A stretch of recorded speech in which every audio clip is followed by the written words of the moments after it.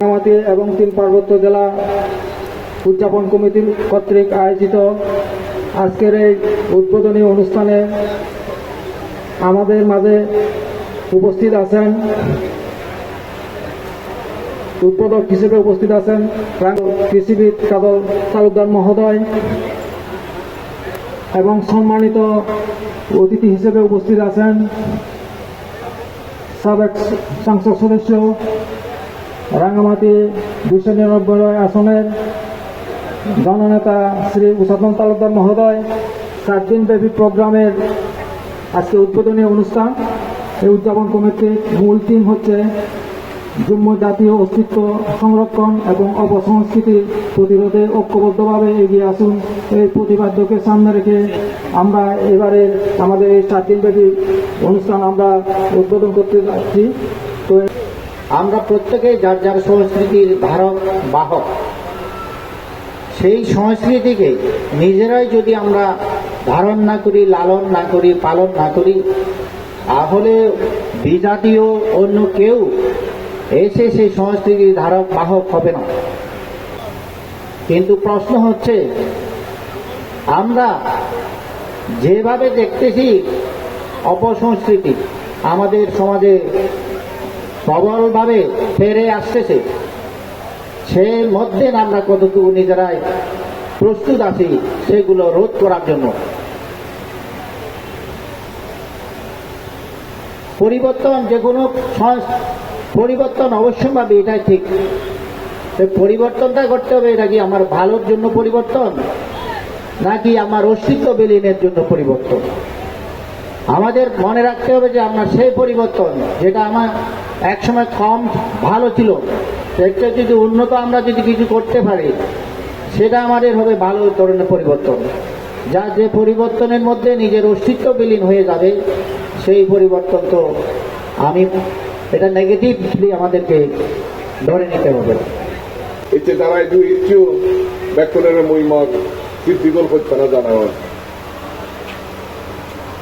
মুই মনে করো এমন একটা দিন ইতিহাস বিজু, আমি 12-13 জাতিসত্তা যিনি পার্বত্য চট্টগ্রামের বসবাস করি, তারা প্রত্যেকেই এই যে বিজু প্রত্যেকের একটা সামাজিক প্রধান উৎসব। এবং এর মই মনে করো এতিয়া এই বিজু দিনে আমি কেউ মারমা করার জন্য বিজয় বঙ্গই, কেউ পাঙ্কু করার জন্য বিজয় বঙ্গই, কেউ ত্রিপুরা করার জন্য বিজয় বঙ্গ, কেউ সাংমা করার জন্য বিজয় বঙ্গ। অর্থাৎ ইট মেক্স এন ইন্টিগ্রিটি এবং আমি এই জাতিসত্তার বিজুবই আমার ইন্টিগ্রিটির একটা সুযোগ স্থাপন করে বলে আমি মনে করো। তাকে সারা বছরের শেষে সবাই মিলে সম্মেলন, মেলবন্ধন।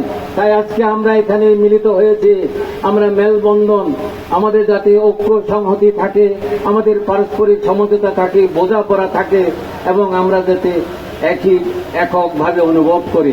আমরা যাতে জুম্ম জাতীয়তাবাদ, আমরা জুম্ম এবং আমাদের সংস্কৃতি, আমাদের ঐতিহ্য, আমাদের অধিকার, আমাদের স্বাধিকার, আমাদের আমাদের ভাষা, সংস্কৃতি, জাতিসত্তা আমরা যাতে ভুলে না যাই, সেগুলো যাতে রক্ষা করতে পারি, সেভাবে আমাদের আজকে এই উপলব্ধি আনতে হবে।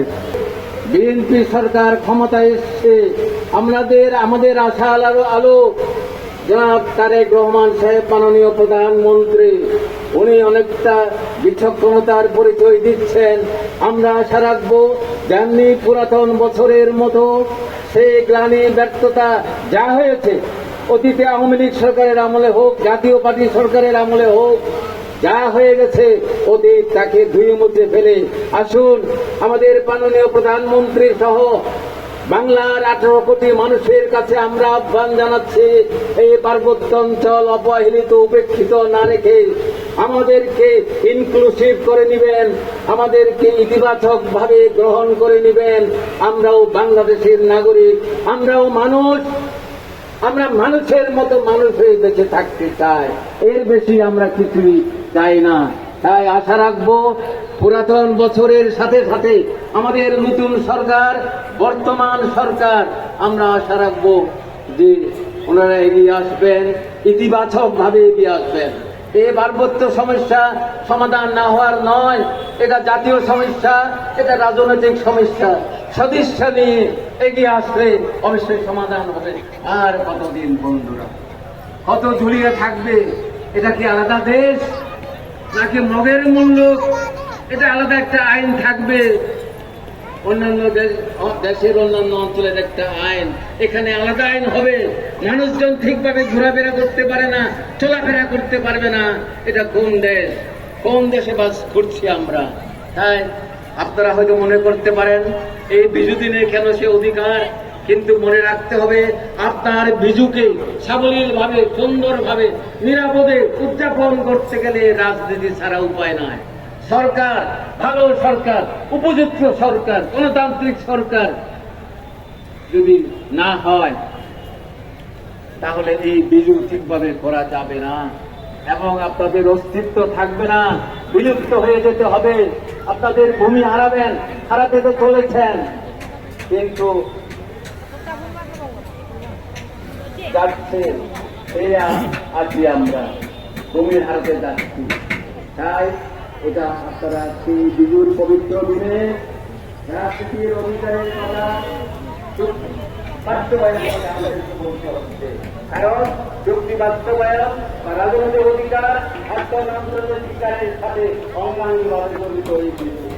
আপনার অস্তিত্ব, আপনার অধিকার, আপনার স্বাধিকার, তাই আজকে আমাদেরকে ভাবতে হবে, এটাকে আর ফেলে রাখা যাবে না। বাংলার 18 কোটি মানুষকে বোঝাতে হবে, সরকারকে বোঝাতে হবে যে এই অধিকার একটা সংলাপের মধ্য দিয়ে বা আলাপ আলোচনার মধ্য দিয়ে সমঝোতায় উপনীত হইতে হবে। এভাবে ঝুলিয়ে রাখলে, আপনারা জানেন অসুখ দীর্ঘদিন রাখলে সেটা ক্যান্সারের রূপ নিলে এবং সেটা সারা শরীরে ছড়িয়ে গেলে আর সমাধানের পথ থাকবে না। তাই এখনো সময় আছে, নতুন সরকার এসছে, আমরা আশা রাখবো এই সরকার যাতে করে এগিয়ে আসে সদিচ্ছা নিয়ে, ইতিবাচক দৃষ্টিভঙ্গি নিয়ে। পরিশেষে বন্ধুরা, কালকে আমরা বিজু মেলা করতে যাচ্ছি সাংস্কৃতিক ইনস্টিটিউটে। কালকে কি হলো, আমাদের জুম্মরা কালকে রেসলিং খেলা শিখাইলো, রেসলিং খেলা দেখাইছে। সমতলের না হয় যখন তখন একটা হাতাহাতি মারামারি হয়, কিন্তু জুম্মদের মধ্যে তো সাধারণত এটা হয় না। কালকে আপনারা যে ধন্যবাদ, আপনারা রেসলিং দেখাইছেন, তো ওখানে ঢুকবেন আস্তে আস্তে। সভ্যতা কাকে বলে, সভ্য কাকে বলে? আমরা কি অসভ্য হচ্ছি না সে সভ্য হব? কোনটাতে চাচ্ছি আমরা? আমরা সভ্য জাতি হতে চাচ্ছি। তাই আজকে এই মদ, ভাঙ, মাদক, জুয়া, এ সমস্ত রেসলিং, এগুলো বাদ দিয়ে আমাদেরকে নতুন পথে হাঁটতে হবে বন্ধুরা, এছাড়া কোনো উপায় নাই। বিভিন্ন উন্নয়নমূলক কাজের মাধ্যমে আমরা আমাদের অভিষ্ট লক্ষ্যে পৌঁছতে পারবো। আমাদের দেশ, জাতি যাতে আমরা আরো অগ্রসর হতে পারি, আমাদের ভেদাভেদ সবকিছু ভুলে আমরা নতুন উদ্যমে আগে যাব। আমাদের মাঝে কোনো হিংসা বিদ্বেষ থাকবে না। আমাদের উঁচু নিচু সবকিছু অগ্রাহ্য করে আমরা সামনে এগিয়ে যাব এই আশা করে, এবং এই নববর্ষে সকলের সমস্যা সহ আমি আপনাদেরকে এগিয়ে যাওয়ার প্রেরণা দেব এবং উৎসাহ দেব। আশা করি আমরা নতুনভাবে, নতুন আঙ্গিকে আমরা আমাদের সাজাবো এবং অগ্রসর হব।